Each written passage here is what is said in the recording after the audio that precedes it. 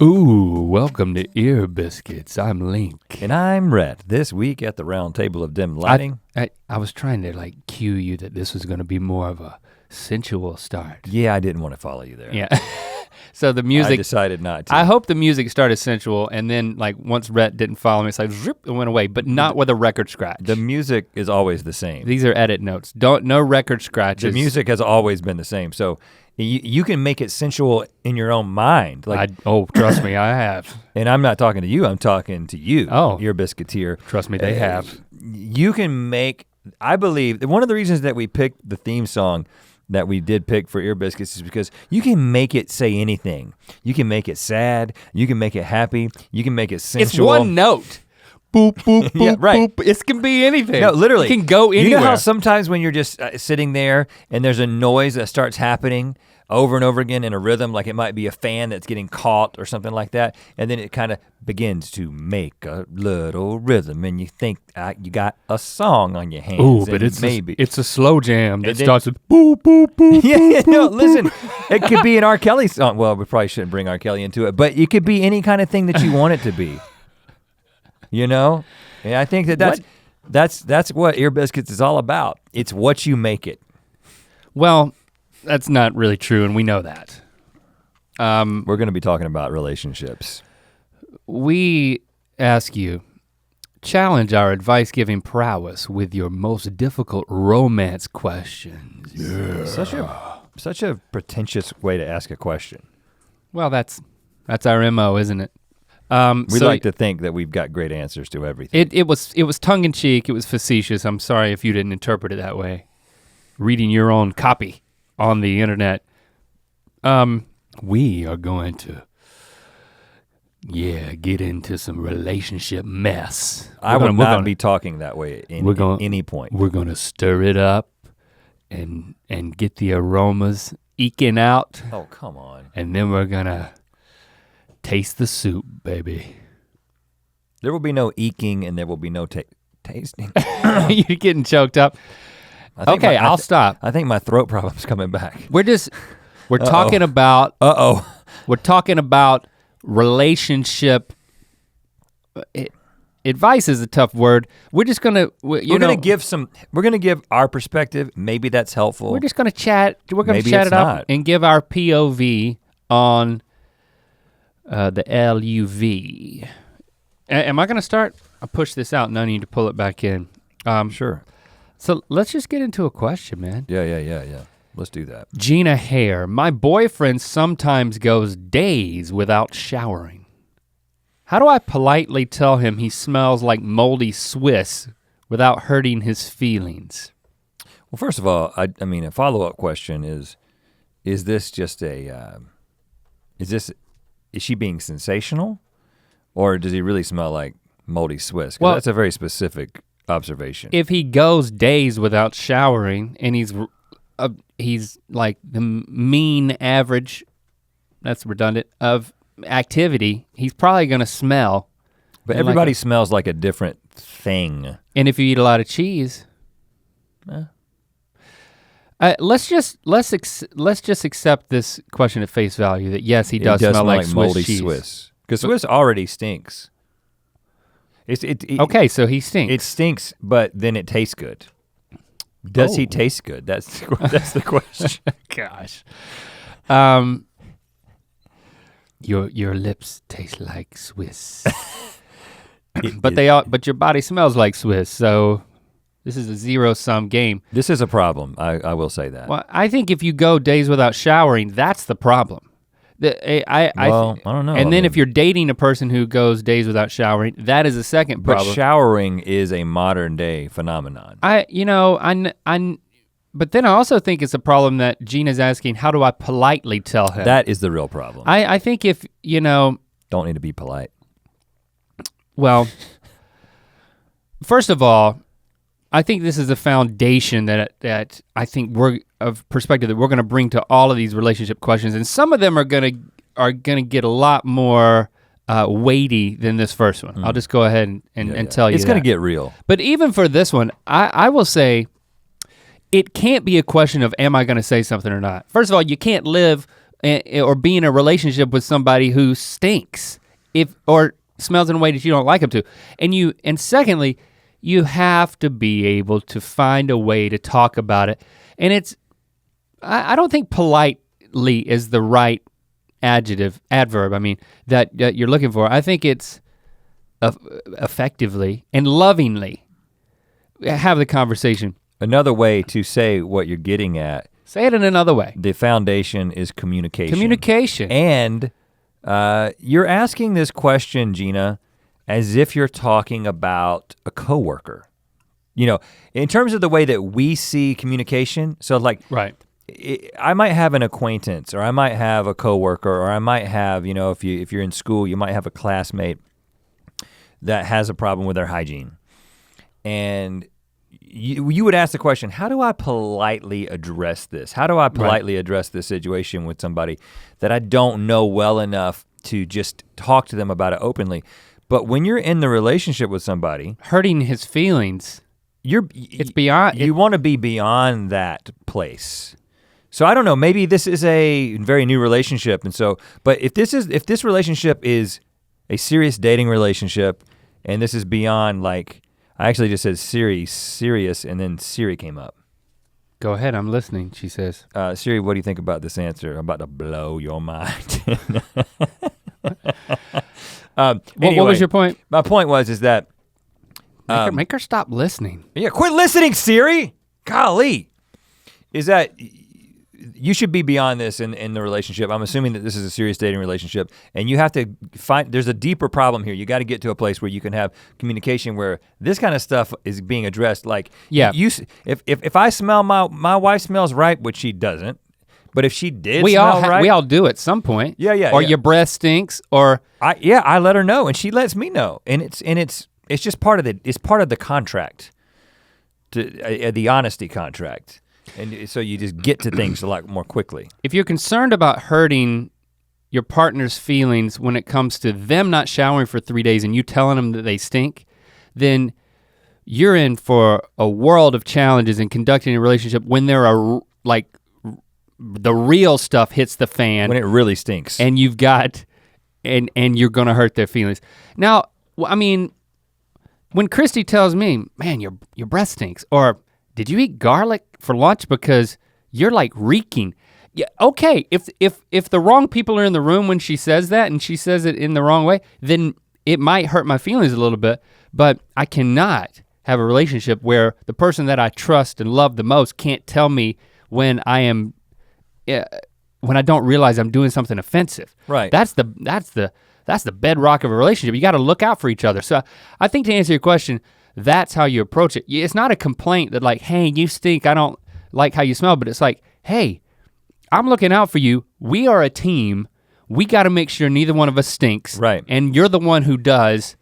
And it's probably to do with the fact that you don't shower enough. Yeah, well, and halitosis is the biggest offender here. Let me just bring that into it and we'll move on to another question. I don't want to take so much time on this one, but what happens when one of the people in the relationship has halitosis and it's not addressed by the person who obviously smells it? Two things happen. The first thing that happens is it settles in, it locks in, and then 20 years down the road, you've learned to live with it. You're one of those people that when you open your mouth at a grocery store, in the aisle next to you, I can tell the cereal boxes melt. Somebody with halitosis is opening their mouth. It could be yawning, could be talking.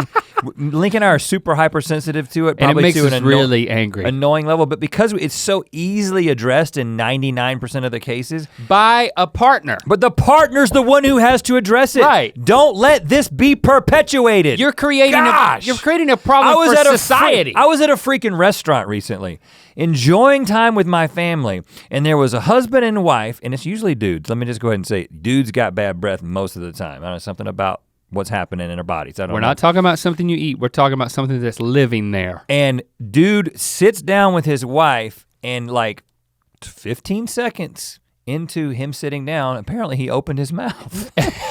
And it drifted over to your family. And Jesse and I immediately made eye contact and just started shaking our heads. And like, the he's partner, got it. And it's a specific bacteria. It's prevalent all across the world. And you know who's at fault? The person dining with him and not saying anything. The person who's closest, who's in denial. How the heck are you supposed to say something?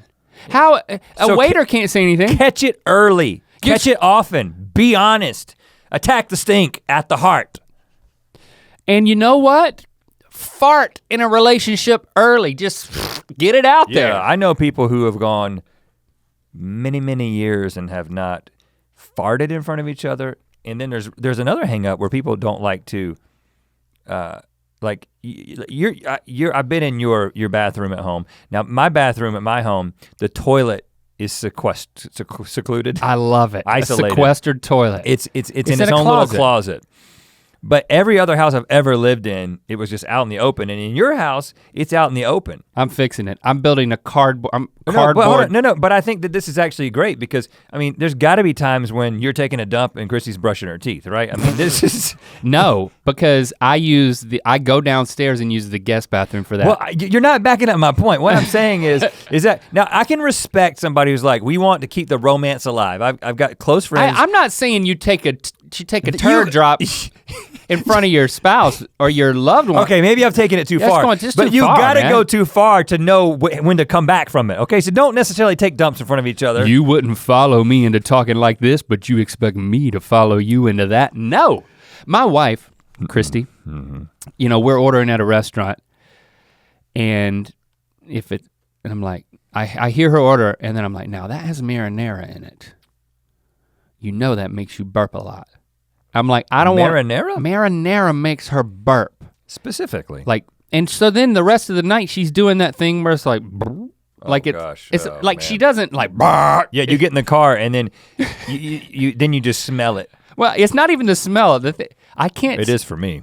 Well, the smell's not great, but I honestly don't smell it as much as it just annoys me when it's just like she does that, like trying to not exude a burp. I call it the chili dog burp. Well, we called it the Coach Royal because our grade school coach would always like under his breath. And he thought by stopping talking and going, he was hiding it from us all. Like his cheeks would get big? We know what's happening, Coach. We see that you're burping and then swallowing But it's like, it's acid reflux. It's the problem, or something. I think, hey, that's what's happening with my throat, and I'm like, man. don't. Acid reflux. And I'm like, don't get the marinara. She's like, but I love the marinara. Get the Alfredo. It's like, well. But you know what? We have an open, honest conversation about it. Nobody's feelings are hurt, and we both get a little annoyed, but I mean, what is love if you're not annoyed? It's that is a sign that you're truly, we'll get to this. We will get into that. Here's another one. Well, we're like 13 minutes in, so I do want to stop for a second. Sell something? Take a short break. Okay, sure. And let you know that you can get these wonderful Ear Biscuits mason jars. They're not really mason jars. Masons don't use them. That's a myth. It's made out of biscuit batter, hardened in the heart of Mordor. No, we probably can't say that. That seems lame. Not associated with Lord of the Rings trademark. Anyway, you can get one that's signed, maybe. Yeah, if you go to mythical.store and you order one of these, and there are limited supplies, we're not gonna keep these forever. There's a handful left, and some of that handful are signed by us, and the only way to get one is just go buy one, and then maybe you'll get a signed one. It's like the lottery, but there's no money given to you, you spend money. So it's not like the lottery. But I mean, it's cool because we may have signed it. Actually, that is exactly like the lottery. You spend money and you don't win anything. But you are guaranteed to get something, unlike the lottery. You can drink out of it. If it's signed, you can drink out of it and just don't put it in the dishwasher because it will come off. Mythical.store. Kaylee Kathleen Bentley submitted to us. An ex of mine she did not submit to us. She just submitted to us this question. Yeah. An ex of mine, God. An ex of mine had an incredible personality, amazing taste in music, a great sense of style. We had the same political views and even our dreams for the future were pretty much aligned. I'm sensing a butt here. A big old butt. The only negative was that he had a pretty insane amount of facial hair. Facial hair? It would get in the way of our kisses constantly because it essentially grew over his lips. I'm not kidding when I say this thing had a mind of its own. What would have been a polite way, polite again, What would have been a polite way of offering to help trim it or keep it clean, if only for the benefit of other women? Hashtag Ear Biscuits. Oh, I mean, obviously I take personal offense at this. We actually made a video about kissing and having a beard. Sponsored by Gillette. Yeah. And it was me shaving my face and saying that I was a superior kisser because of it. Now, How to Kill a Beard, I think is what I changed the name to. Kaylee, here's what I will say. It may be true that it's more fun to kiss a man without a beard, but it is not more fun to look at this man without a beard. So I'm a lot less kissable without this beard because I look like an alien that was abandoned on another planet.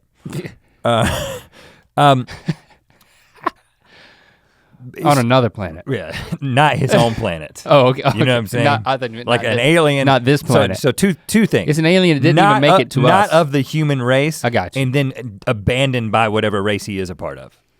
So it's better to be kissed and have a compromised experience than to not entice someone to kiss you at all. But I was just saying that as a prelude because my real answer to the question is that I think that the sensation that you feel when you kiss a bearded person is something that you actually adjust to relatively quickly. Like if you think that beards are gross. Are you speaking from what Jesse has told you? Yes. Okay.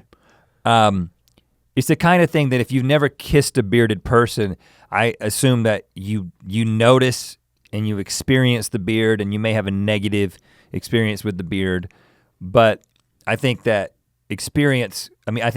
multiple kisses, eventually it's just part of their face and you no longer think about it. She says that it grows over the lips, and I have seen guys with that. No, and I essentially grew over his lips. And I will say that I trim. You cut it across. Right above the lips.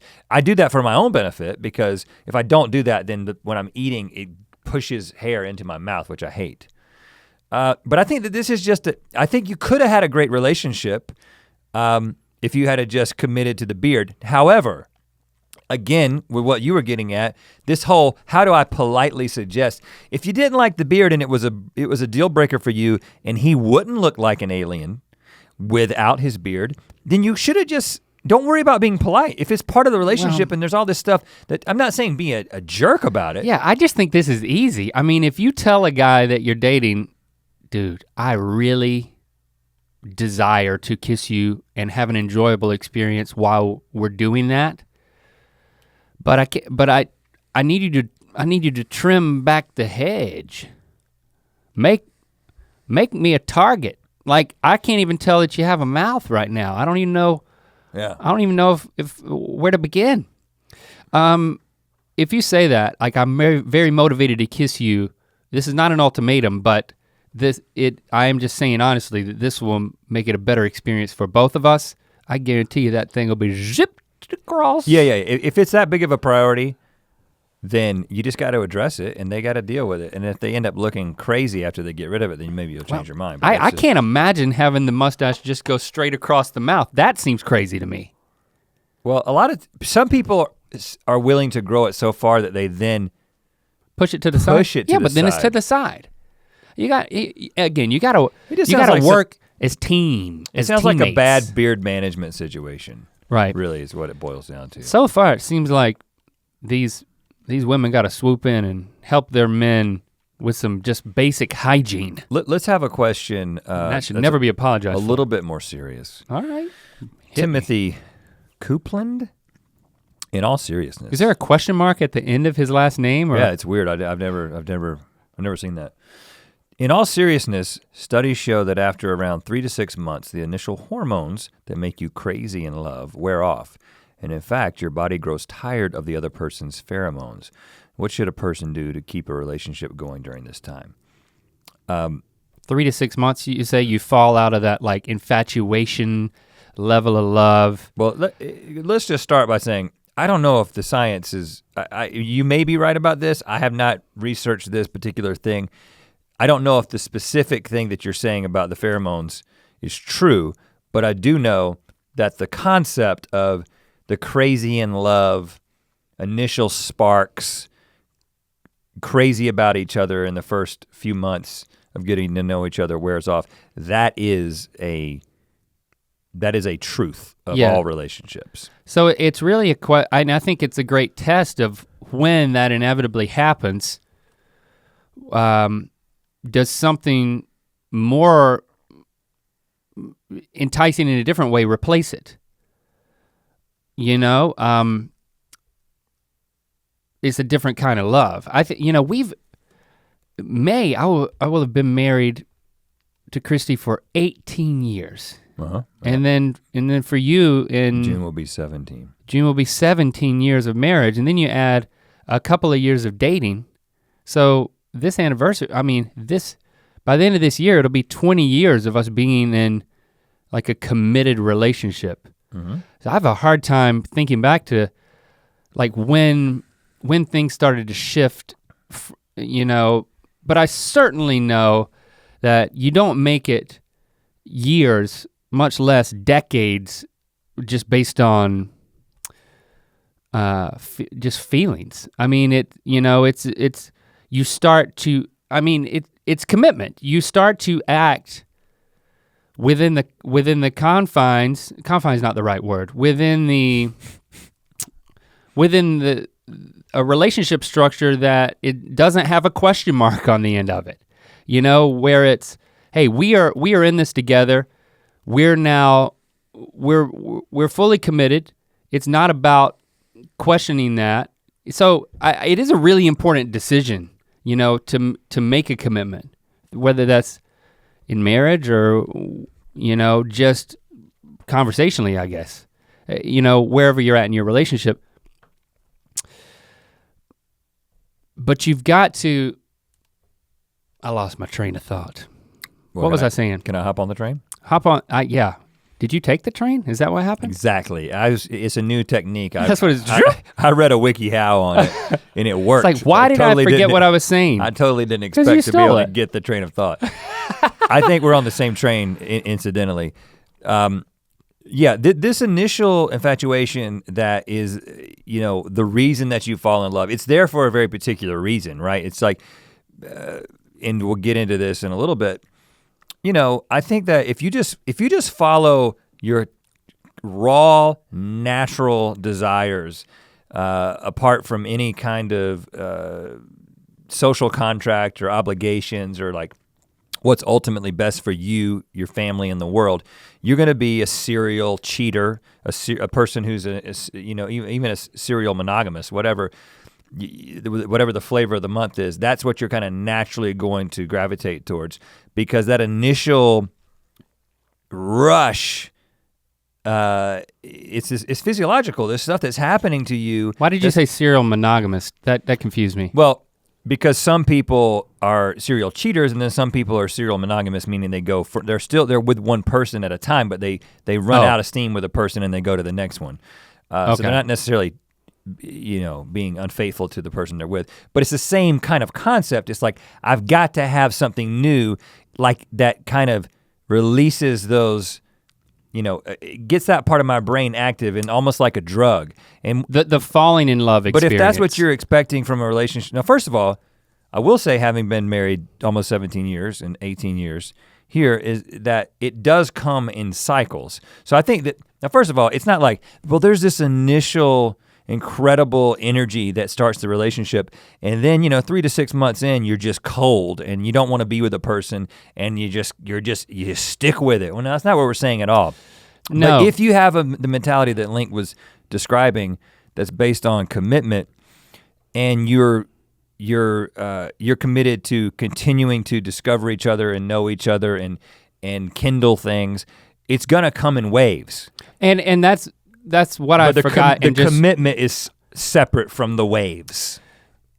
And I would say my experience is that a commitment between Christy and I opened up a world of possibilities for us to then experience relationship on another level, that if there's this constant, be it ever so small threat or question mark in our relationship that maybe this isn't going to work out, or maybe maybe she's not 100% committed, or I'm not 100% into this. And if you take that off the table, it just opens up a world of trust, so then you can experience everything that life throws at you, and that relationships and being the closest to somebody else on earth, to have somebody in your inner circle, like so close to you that it's like they become part of you, is something that I just can't imagine that happening if you have question marks. So for us, having that commitment allowed us to then weather, it's not even weather like the rough patches in the relationship, which I think are guaranteed to come again and again. And sometimes because the love, the nature of the love, and you can grow. I mean, those are beautiful moments. I'm saying even rough patches become beautiful moments, like when life hits you hard and you have somebody that you're going through it with. It can be a very beautiful thing if you're not constantly questioning it. And I think that the rush that you get from love that's been around for over a decade, there are moments that are even stronger and more significant than the initial attraction. A lot of times we talk about how we didn't have any idea what we were doing. We were young, we got lucky, honestly. Both of us got very lucky. Because a lot of people who get married at the age that we got married at and then change, because we have changed a lot. I was 21 when I got married. Yeah. And I turned 22 the week after. And I was 23, and as a 40-year-old, I'm a very different person than I was at 23. My wife is a very different person than she was at 19 when we got married. And a lot of people don't make it past those significant changes. Like in your late 20s, there's big life changes. In your early 30s, mid 30s, there's these big changes that happen in most people's lives. Mm-hmm. And we just got lucky but there was a luck factor to it, I do believe, because we do love each other and we do like each other. Like we do genuinely like each other. We're not tolerating each other. But I think the moments that we've had, in the past 10 years, have been ultimately much more intense when it comes to romance than they were in the very early stages. I also think that I never believed in like a soul, is a soulmate what you call the person that, like the one person you were like destined to be with? Well, I'll ask this question as you get into this, because okay. Dustin Israel says, short and simple, I wanna know how you guys would define true love as in the kind you have for your own wives. What got you there? How did you know that this is it? Not that you can always put a real definition to the idea, but as an avid Ear Biscuiteer, I'm curious to see where you two take this conversation. So what's true love? Saying you don't believe in soulmates. Well, no, I think that that's just what I've always thought. Like I always believed that, human beings being deeply flawed, it's guaranteed that when you're in such a close-knit relationship with somebody, when you partner up, that things are, there's all those flaws it's gonna be difficult.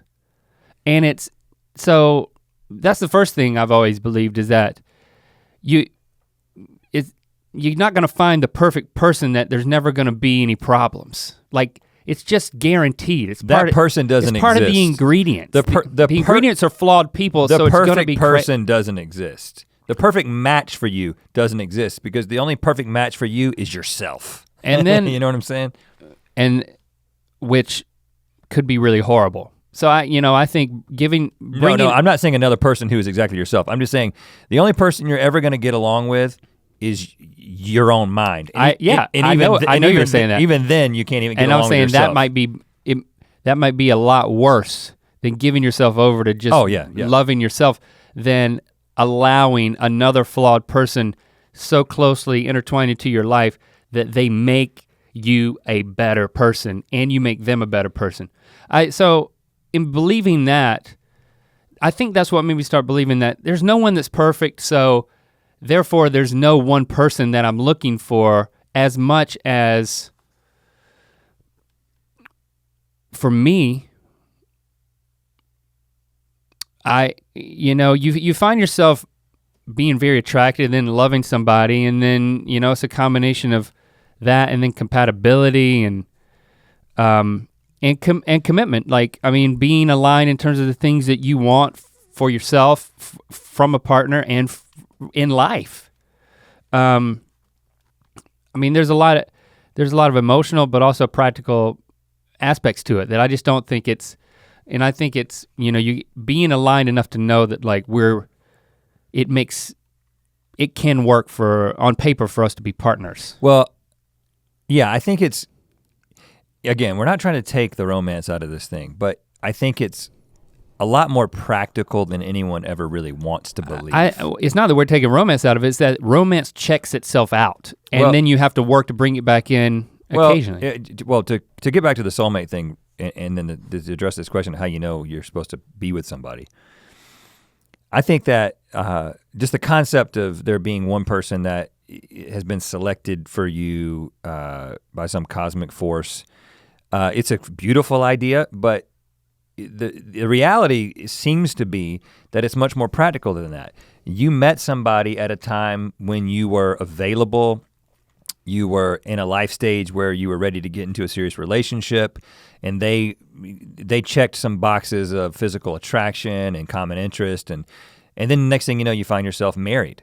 And I think that there's a very practical side to it, and it doesn't mean that it's not love, but I think that the love comes in that commitment that kind of surpasses because what happens is, going back to that previous question, is like, you're also going to find, there's gonna be somebody else along the lines that you meet, and you're like, well, I'm attracted to them, and I have common interest with them. It's like, well, maybe I should be with them instead of the person that I'm with. I mean, that happens in relationships all the time. But what you don't realize is that if she was on the other foot and you were with the person that you think you should be with, and you met the person that you're with now, you'd probably have the same exact thought about them. And I do feel like I should jump in here. I think there's certainly a balancing perspective for somebody who's been through a divorce or been in a really committed relationship, and then there was a really catastrophic breakup. And then on the other side of that, you haven't experienced true love or found another partner. It's I do want to acknowledge that you and I, we have basically the same experience. So we got lucky. Like, that's why I said I want to be very clear to say that I don't think, well, I'm still with my wife because I understand commitment. A big part of it is that Jesse and I have realized as we've gotten older that we actually like each other. Even as we've changed, we still like each other. And that has made the ability to stay committed easier, because I think there are people who go through fundamental changes in personality or worldview, and then they cannot be compatible in a way that makes it tolerable to live with somebody. Or life situation. And some people stick it out and they get through that, and some people decide, you know what, we've collectively decided that we both want different lives, and I respect that decision. So I'm not saying that this means you can't make those decisions. So I completely agree with you, mm-hmm. But we both got lucky, and the fact that it is still working out. Yeah, I think, to summarize, that we in no way want the perspective that we're giving to be interpreted as moral advice. We're giving— or a judgment of some kind. Or any judgment. Just giving you our perspective. I mean, my dad, he's been married a lot of times. Yeah. My mom's been married 3 times. My dad's been married 5 times. Mm-hmm. And it's something that I've learned to. I think I used to try to I judged that as a kid, or like as a newlywed, and that wasn't fair. So that's the last thing I want to do to you listening. Yeah, so it's really just the individual relationship that you're in right now. If you love each other and you are compatible, then just know that the romance is going to come and go, and the commitment has to. If you're going to stay together, the commitment has to supersede it. Okay, let's move on to a different subject from Melissa Eberhardt. should my husband, your age, 40, Ooh. thanks, Ouch. and I, not 40, come on, Melissa. Ooh, that's like me. Give into the baby pressure. Neither of us have kiddos, though. Thought I should ask some brilliant, no, okay, now you're on a good side, 40-year-olds, if they would ever consider I am not 40. dadhood starting at this age, and maybe I can convince him one way or another so we quit going back and forth. So she wants to have a baby, she's almost 40, and there's her over 40 husband doesn't seem to be. She did not say she wants to have a baby. She said, should I give into the baby pressure? So she's probably got relatives. They just don't know what they want to do, and they're probably having a bunch of conversations. To me, but then she said the word convince. That's what gets me. No, maybe I can convince him one way or another. Oh. So we quit going back and forth. So Okay. he just doesn't have his mind made up, and she apparently doesn't either. There's a question that we wanted to lump in with this one because we think we can answer them together. Nat Pua. Wife, huh? Pua. Pua, that's what I said. I'm just saying it because I like the way it sounds. Pua. Okay, you done? I'll say it a few more times, but go ahead. Pua. Wife and I are expecting our first child in June. I've already done it. She is worried that this marks the end of all things romantic, dates, etc. As parents and husbands yourselves, any pro advice? Again, we are not pros, but we are Brilliant 40-year-olds. Husbands and parents.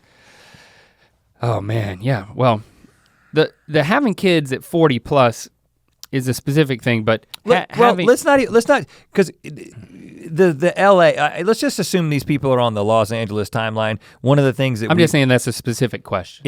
It is, but I think that having been out here and realizing that we are the very, very odd case that has, you've got a high schooler and I've got somebody who's about to be a high schooler. And like out here, people don't start their families until they're in their late 30s or 40s. So this is actually not that unusual, at least out here. Yeah. So I don't want to get into the age necessarily, but because we've been talking to some friends of ours who have been asking the question, like they're friends with us and a lot of other people who have kids, and they're just like, should we have kids? And we've been having this conversation pretty candidly. You got something? I'm afraid. You're afraid to say it? I'm afraid to say. Well, let me. No, I don't have anything I'm afraid to say. I'm just afraid to try. Giving people advice about if they should have a baby or not. Well, and we scares the crap out of me. We shouldn't give any specific. Let me just premise this. You know what? Just do it. Just have a baby. Let me just say that. Blame us.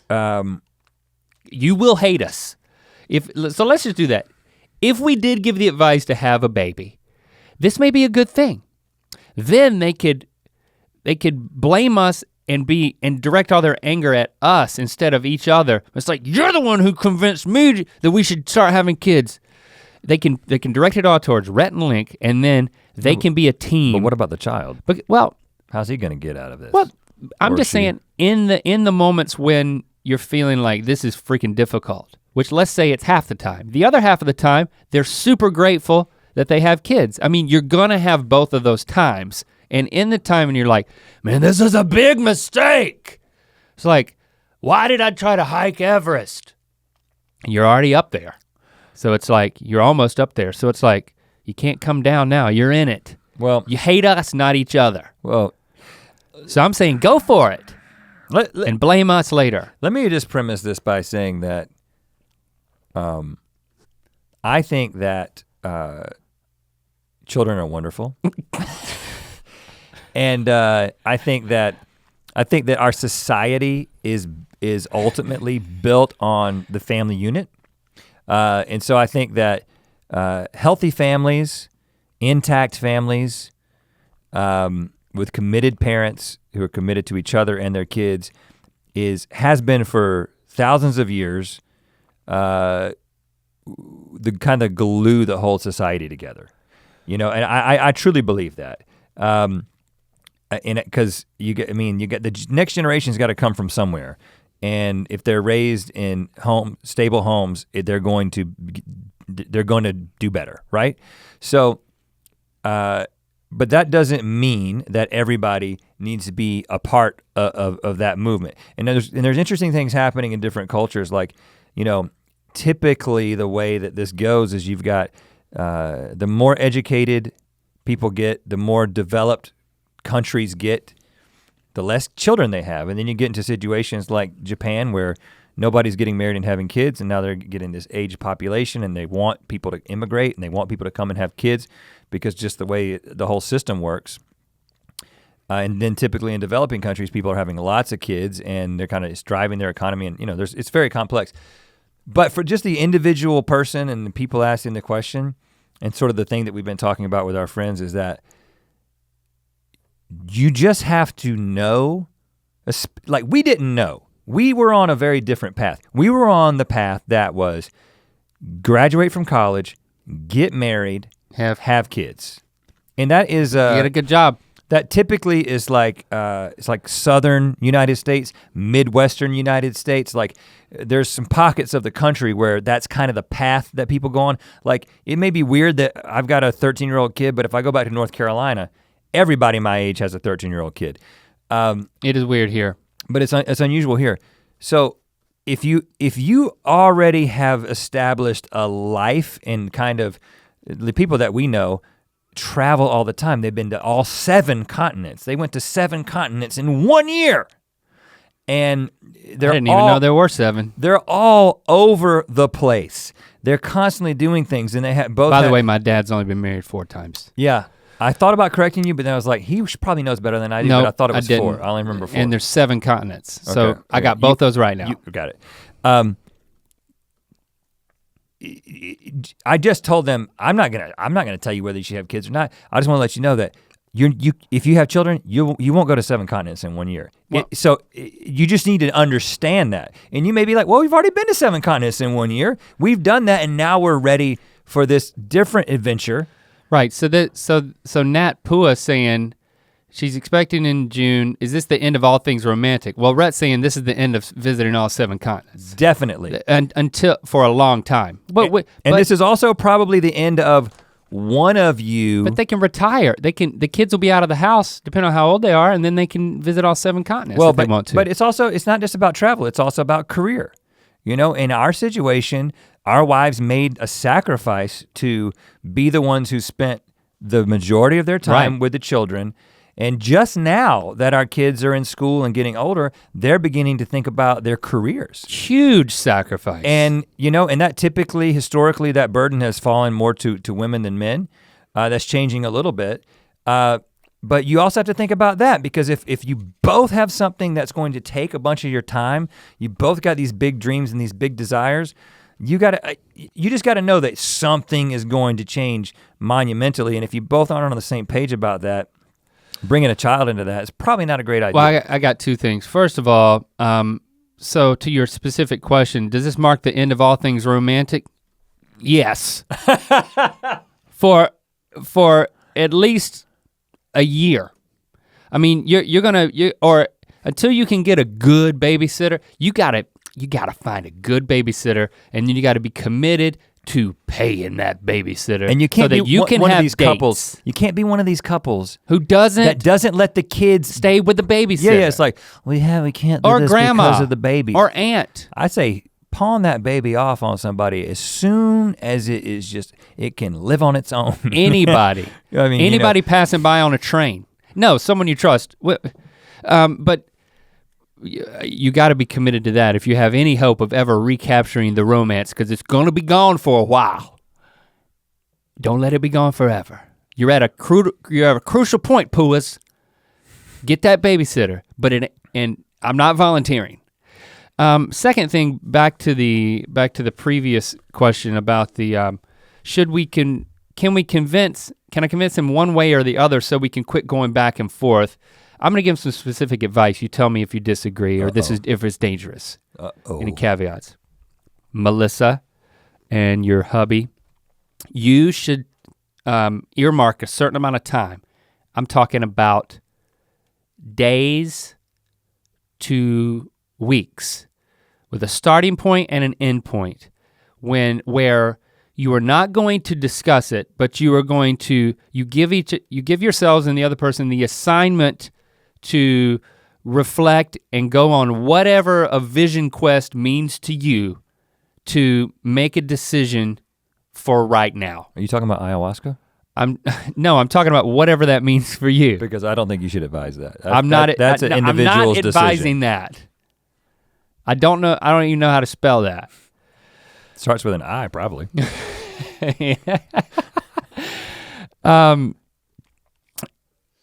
I just don't think it's healthy for you to try to convince or influence each other or even verbally process it. Starts with an A. I get the impression that you've done that a lot. So I'm doing like palm reading here. I can sense that. No, I'm not.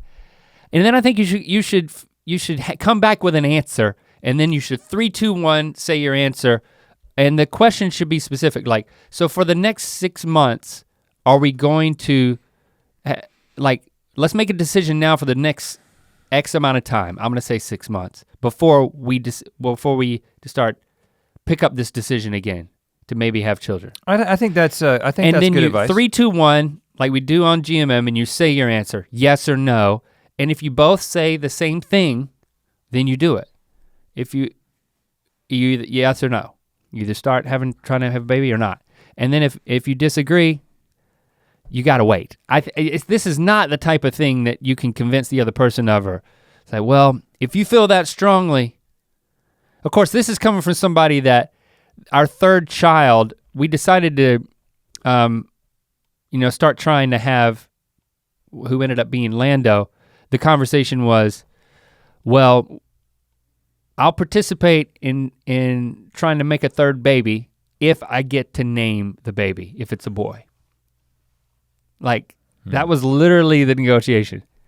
But you already had 2, so it wasn't the decision to break the seal and have children. Right. It was to add a third. Yeah, by the time we get to 3, it can just come down to like frivolous negotiation or something like who gets to name the child. Right. If I get to name it, we can make it.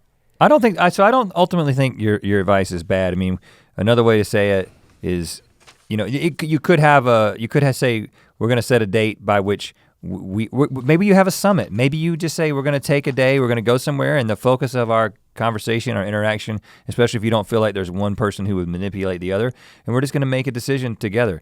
Or you know what? You just do ayahuasca. That's a joke. Shannon, Herban, how do I get my hubby to rinse the caked on peanut butter off his spoons before putting them in the dishwasher? Yes, peanut butter is the nectar of the gods, but it turns into the devil's shoe gum once it's been sitting in the sink a few hours. These are the conflicts upon which the foundations of partnerships are eroded. It's the little things. Excuse me. Let me spend the next 30 seconds clearing my throat. Yeah. Pua. Pua. I'm just looking for an opportunity to say that name again. Pua. P-U-A. It's exactly what you would think it's spelled like. I thought it would be spelled with 2 O's and an A. It's with a U. I frequently sink my spoon into the delicious brown nectar of peanut butter. Is this a euphemism or are you talking about peanut butter? And you know what? When I'm done with that spoon, there's not a remnant of peanut butter. You're not normal though. Because it is a pet peeve of mine. It's wasteful and it creates these problems. And you know what? I think that Chrissy and I, you talk about being lucky, things that you couldn't understand, but I think one of the keys to our compatibility is how we both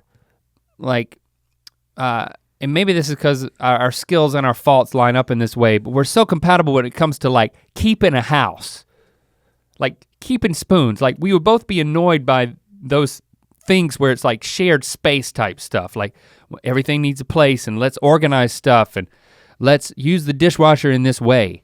We're very compatible. I think it has ended up being a real key to our relationship in that we're compatible in that way because we both care so much about something that if the other person didn't, it would drive us nuts. So I really feel for you that he's putting these tainted, uncleaned peanut buttered spoons in the dishwasher. You make it sound so scandalous. Man, that's tough, man. Well, I think it could be grounds for divorce. I think it could lead to divorce. Well, it could lead to divorce. I don't think it's grounds for divorce. No, it's not grounds. I have a different perspective, which I think is interesting in light of what you just said. I don't know how to fix it for you. I wish I could. Because it's interesting because Jesse and I are not on the same page when it comes to the way that we approach, quote, keeping a house, as you said. But my level of concern about it is very, very low. So first of all, like Jesse's an incredible designer. Our home is amazing. It's like we get compliments on it all the time, and I'm like, it's her. She's the one. She makes all these decisions. It looks great because of her. I like what you've done with the peanut butter spoon in the sink. And it's clean and it's beautiful, but there's a few drawers you probably shouldn't open. You know what I'm saying? And I assume that every drawer at the Neal house is worth opening and useful and organized, and you probably have like organizers and that kind of thing. When people come over, we ask them to open the drawers. Yeah, open a drawer, I dare you. Just fishing for compliments. And so, but we've got closets and doors that are hiding things and have been hiding them for a very long time. You shall not pass. And interestingly, I don't, that's not what I would do. And, but I think the fact that I have a high tolerance level for it. So it's like, I would not do this in the drawer, but I'm not gonna open- It's not a source of contention. But I'm not gonna open this drawer and let it really get my goat. And so therefore, we're totally different than you guys, but compatible. And if I felt the way that you feel about it, then either I would have had to have changed or she would have had to have changed, right? Right. But this specific issue with the peanut butter spoons is very, very real in my family with my children, because I was just telling somebody the other day, we go through 2 full-size, large peanut butters a week in my home. Wow. My kids eat so much peanut butter. It is, and I do too, and so does Jesse. And on the spoon? We put it on a lot of things. You know, I don't talk about how much I love peanut butter a lot of times because, you know, it's kind of your thing from a brand standpoint. Can only be my thing. But I probably eat more than you do. Well, you eat more of everything than I do. I probably eat more peanut butter. Like I have a peanut butter spoon. You still do the peanut butter spoon in the chocolate milk every night? Not every night. I have peanut butter spoons all the time. And my kids have them all the time. And they take them and they eat them and they don't get it completely clean. And they throw it in the sink. Well, that's why you go through so much peanut butter. Because they don't lick the spoon clean. I'm not arguing with you. I lick it clean. I lick it clean. And they throw it in the sink? In the sink, and sometimes I'll go and there'll be like 7. And we've only got 4 people in our home. And then it'll have a little water on it from where the water has gotten down into the spoon. I can't stand it. And it lightens the color of the peanut butter, but it doesn't do anything to it. So you sit there, and when you wash it, you've gotta use your thumb to get it out. Yeah, well, Shannon. That's wrong, that is so inconsiderate. Make them use their own thumb. I think you gotta wash it. They gotta wash their own. I think you got 2 choices. Gotta rub their nose in it. I think you got 2 choices, Shannon. You rub your kid's nose in it? Tell me what you've done before you tell her what to do. Well, because if you can't fix your problem. I'm gonna give you 2 options. Option 1 is don't fix the problem. Let it not be a problem. Well, right? Someone has to clean the spoons. You're saying don't complain about it. When you have to hand clean. Yeah, you just take care of it and you just do it. But option 2 is you take those spoons and you find a place in their bed. That's his, a place that, I wouldn't go bed, just a place like that's Godfather his. horse. Like maybe the passenger seat of his car. You just take a plate and you put all the peanut butter spoons on the plate and you just set it in his car on the passenger seat. Passive aggression. Yeah, and just say, all right, you can take care of these. This is what you want to do, you can take care of these. I mean. No, I don't, I mean, there's gotta be a way to not be so passive aggressive, but I think. Or you just talk about it, that's no fun. No, I think he does have to wash his own spoons. Like if you know, a kid doesn't wipe their own butt until you stop wiping it. Well, no, there was a few months there when nobody was wiping Shepard's butt. Yeah, I mean, sometimes there's a gap. What do you mean a gap? What are you talking about? I'm saying sometimes there's a gap between when you stop and they start. Oh. There's a couple of months, maybe a couple of weeks where there's just poop on the butt. So I mean, poop in the gap. I'm just saying, what you said sounded like a great point, but I'm just saying there's exceptions and I'm familiar with one. What are we gonna do with this? You know what I mean? I think we should pick the best question to end on. Okay. It's a little weird, so let's end with that one. Joseph Allen. First off, longtime listener, first time caller. Oh, thank you for calling. What's your question, Joseph? Second, my friends moved in with me and it has really put a cramp. Friends? Plural? My friends moved in with me. Okay. It sounds like there's multiples. And it has really put a cramp in my wife and I's romantic styles, if you catch my drift. What do we do? So he's married to a wife and they have romantic styles, but now he's got friends living there. This is trouble. This is very, very troublesome. And you wanna have your romantic stylings. Liaisons, you might call them. Well, I've got 3 friends who live in my house, my children. And I still find a way to have romantic stylings and they have little to no clue about what's going on. Yeah. But they each have, I have my own bedroom. Yep. Maybe they share a wall. You don't share a wall. You're on a totally different floor. That's right. With your kids. That's right. I'm across the hall, so I don't share a wall. But for what if they share a wall? Let's just assume they share a wall. But for adult friends, I mean, you shouldn't have to tiptoe around in your own house to do naturally human partnership activities. Well, some team building exercises, you know what I'm saying? Some people, well, I think when he said romantic stylings, romantic stylings, partnership. He actually said romantic styles. So maybe he's got different styles. I know a couple. But so anyway, I think let's just assume that there is, maybe we're just talking, maybe this is a small apartment, maybe the walls are thin, maybe one or both of them are uncomfortable knowing that someone's in the next room. I don't know. Let's just assume that's the situation that we're in right now. Then, because the easy answer is what you suggested, which is what I do, which is like, I don't worry about it. Turn the music up and put the kids to bed, whatever it takes. But let's assume that's not an option. You gotta have a system. Well, and I think it's on this is not like accommodating your guests. I think this is a scenario where they have to accommodate your styles. The permanent guests have to be sympathetic to, hey, they're on your turf. And they're in your territory and you can't apologize for marking your territory. Mm-hmm. You know what I'm saying? Yeah, and I say you gotta have a way to communicate very clearly. Now, first of all, you could just say like, tonight's the night, but it doesn't always happen like that. You don't. The night. I just think we gotta have a system of like flags or something. Like red flags on the door.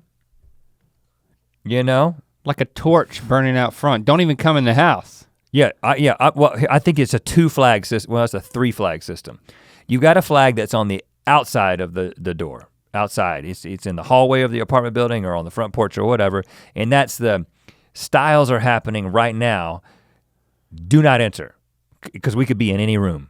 That's one system. This is where? On the porch? This is outside. I think that's a torch, but go ahead. Okay, it's a torch. Flags are for night. Flags are safer. For night purposes. It's a glow in the dark flag.